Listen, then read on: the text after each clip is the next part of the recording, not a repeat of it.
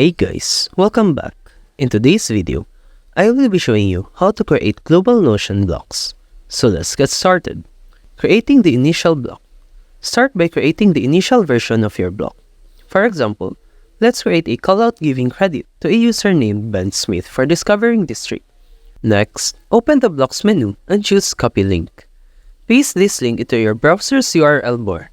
We need to extract a unique identifier from the link. Locate the backlash in the URL and copy the character immediately after it.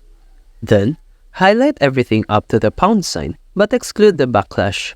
Copy this modified URL.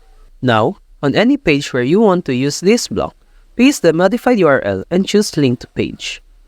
You'll see the block appear on the page. Modify it as needed, and you'll notice that the changes reflect across all instances of the block, ensuring consistency throughout your workspace.